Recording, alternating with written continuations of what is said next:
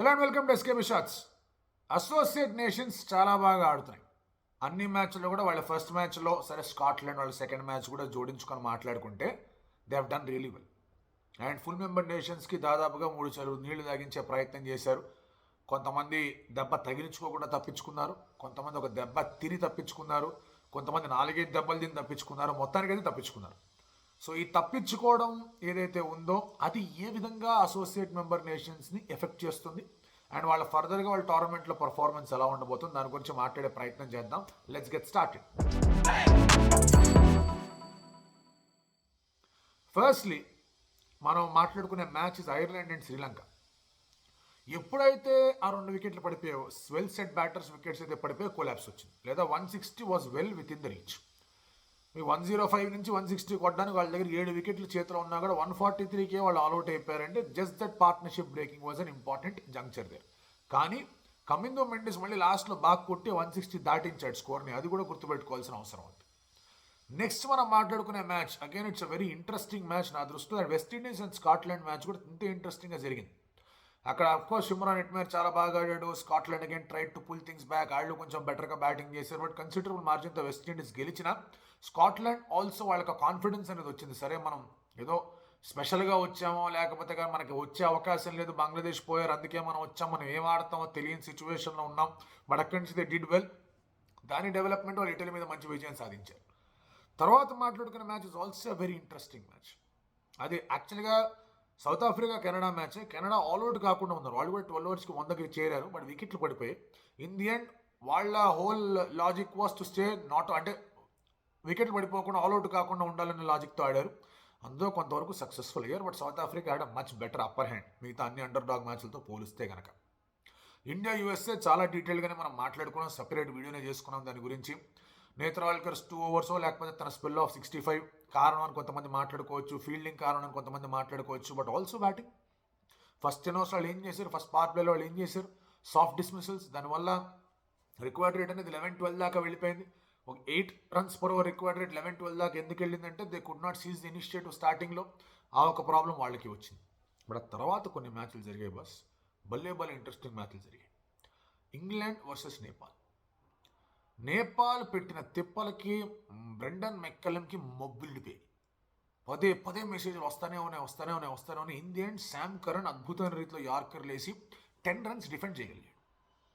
కానీ అక్కడ కూడా కారణం ఏంటి, కరెంట్ లాస్ట్ ఓవర్ ఇచ్చారు. ఆ లాస్ట్ ఓవర్ అతను కాకుండా ఐరీకి ఇచ్చుంటే ఎట్లా ఉండేది. విల్ జాక్ చాలా శ్రద్ధగా కొట్టాడు కాబట్టి ఒక 15 runs ఎక్స్ట్రా కొట్టింది ఇంగ్లాండ్. అవే మళ్ళీ నేపాల్ని ట్రబుల్ చేసాయా అనే డౌట్లు వస్తాయి. Nepal could they have batted little better, ఎందుకంటే they taken on Rashid. Adil రషీద్ని ముందుకు వచ్చి టప్ప కొట్టారు, అలా ఎవరు కొట్లా. సో వాళ్ళ దగ్గర ప్లానింగ్ ఉండింది, బట్ సంభవ్ ఒక చిన్న వికెట్ మళ్ళీ కొంచెం టైట్ని వాళ్ళు అగేన్స్ట్ కట్టారని చేసి ఇది ఇంగ్లాండ్కి 4-5 దెబ్బలు తగిలాయి, తప్పించుకున్నారు. పాకిస్తాన్ అండ్ అలాగే నెదర్లాండ్స్, ఇది మొట్టమొదటి మ్యాచ్. ఈ మ్యాచ్లోనే పాకిస్తాన్ ఓడిపోవాల్సింది, ఎందుకంటే Netherlands look like getting 170, but అక్కడ వికెట్ పడింది. 22 runsకి 6 వికెట్లు కోల్పోయారు, ఆల్అౌట్ అయిపోయారు. అసలు పెద్ద స్కోరే కాదు, 148 విన్. హాయిగా క్రూజింగ్ అలాంగ్. ఆ తర్వాత మళ్ళీ ఫకర్ వికెట్ పడింది, బాబర్ వికెట్ పడింది, కొలాప్స్ అవుతూ వచ్చింది. ఫహీమ్ అష్రఫ్ లాస్ట్లో కొట్టాడు. మ్యాక్స్ కూడా ఆ క్యాచ్ డ్రాప్ చేయకుండా ఉండుంటే అయిపోయింది మ్యాచ్. అక్కడ 1 వీక్ బౌలింగ్లో మ్యాచ్ అయిపోయింది, బట్ 1 వీక్ బౌలింగ్లోనే బాగా బాది వదిలిపెట్టాడు అక్కడ ఫహీమ్ అష్రఫ్. అండ్ దాంతో వీళ్ళు కూడా 2-3 దెబ్బలు తిన్నా కూడా బతికారు. సో ఇవన్నీ మ్యాచ్లు చూస్తే కనుక ఫుల్ మెంబర్ నేషన్స్తో ఆడాలని ఒక తపన, కసి, ప్లానింగ్, ఎగ్జిక్యూషన్ అంతా కనిపిస్తూ వచ్చింది. కానీ ఫుల్ మెంబర్ నేషన్స్తో ఆడిన అనుభవం అంత స్ట్రాంగ్గా లేదు అసోసియేట్ నేషన్స్. అసోసియేట్ నేషన్స్తో ఫుల్ మెంబర్ నేషన్స్ బయోలెటరల్స్ ఆడవు. India plays Ireland, India plays Afghanistan, but otherwise ఎక్కడ ఇండియా అసోసియేట్ నేషన్స్తో బయోలెటరల్స్ ఆడుతుంది, ఆడే ఛాన్స్ లేదు, ఆడే క్యాలెండర్ కూడా లేదు. ఆడితే ఇలాంటి ఏషియా కప్లోనూ వరల్డ్ కప్లోనూ ఆడుకోవాలి.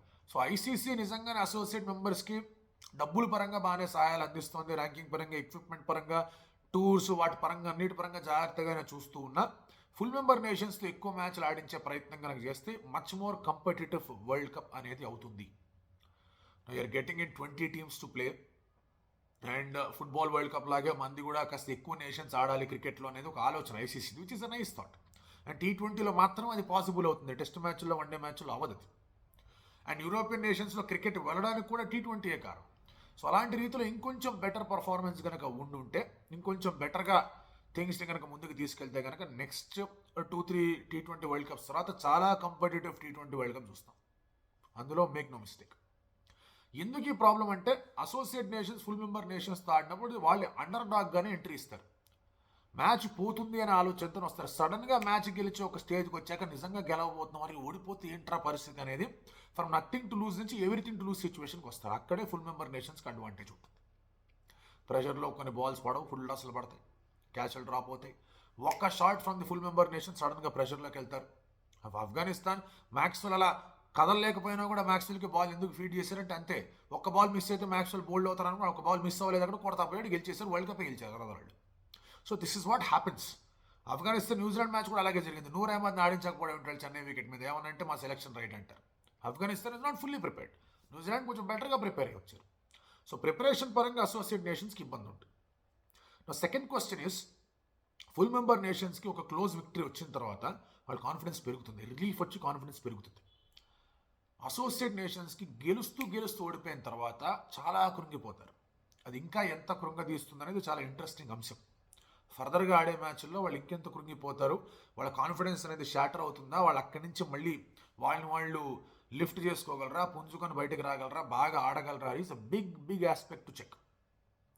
ఎందుకంటే వాళ్ళ ఒక మ్యాచ్ ఉంది USA Pakistan. Last time world కప్లో యూఎస్ఏ పాకిస్తాన్ మ్యాచ్లో ఏం జరిగిందో అందరికీ తెలుసు. పాకిస్తాన్ ఎక్కడి నుంచి ఎట్లా ఓడిపోయారో కూడా తెలుసు. సో అలాంటి సిచ్యువేషన్ మళ్ళీ ఉంది. But again the same story. Netravalkar మళ్ళీ నా వల్లే ఓడిపోయింది అనుకోకుండా వెళ్ళి పర్ఫామ్ బెటర్.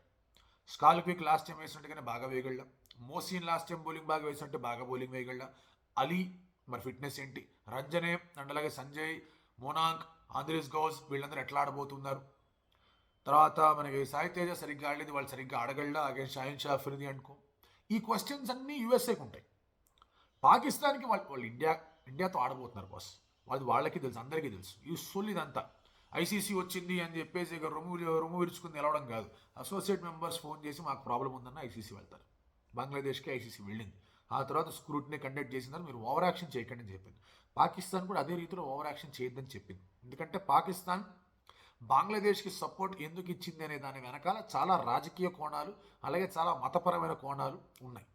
వాటన్నిటి గురించి మనం నెక్స్ట్ వీడియోలో మాట్లాడుకుందాం. డీటెయిల్గా మాట్లాడుకునే ప్లాట్ఫామ్ ఇది కాదు, but will definitely talk about that. So ఈ మ్యాచ్ అనేది ఇంట్రెస్టింగ్ ఉండబోతుంది. పాకిస్తాన్ అనే నెదర్లాండ్స్తోనే మనము యూఎస్ఏతో జాగ్రత్తను ఆడి ప్రెషర్లోకి వెళ్ళారనుకోండి, ఒక over. T20 is the most unpredictable format. అందుకే అసోసియేట్ మెంబర్ నేషన్స్కి చాలా చక్కటి అవకాశం ఉంది. ఇలాంటి అన్ప్రెడిక్టబిలిటీ ఉంది కాబట్టి పాకిస్తాన్ 6 సార్లు నాకౌట్కి వెళ్ళారు. లేదంటే ఎక్కడైనా జరిగిందా? వన్డే వరల్డ్ కప్లో వెళ్ళారు వాళ్ళు, వరల్డ్ టెస్ట్ ఛాంపియన్షిప్లో వెళ్ళారు వాళ్ళు, వెళ్ళలా. ఎందుకంటే అక్కడ ప్రెడిక్టబిలిటీ ఉండదు. Under dogs will lose. ఇక్కడ అండర్ డాగ్స్ గెలిచే అవకాశం ఉంది. సో మరి చూద్దాం ఇవాళ మ్యాచ్ ఎలా ఉండబోతుందో, ఏంటి పరిస్థితి, వీళ్ళు ఇంకా ఎలా పుంజుకొని ఆడతారు, ఏంటి కథ అని చెప్పేసి మనం ఆగే ప్రయత్నం చేద్దాం. Pakistan videos coming out soon.